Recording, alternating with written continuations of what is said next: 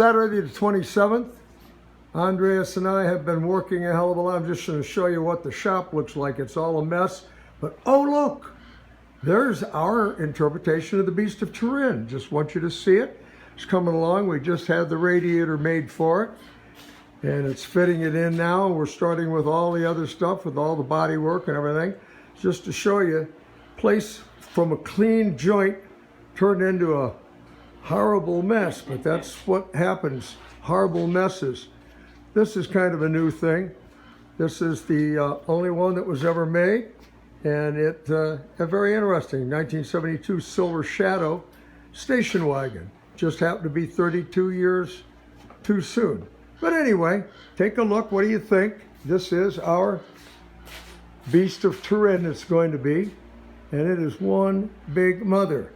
We're just been able to get 2 more rims of 37, so this thing will go up another 1.5 to 2 feet in the air.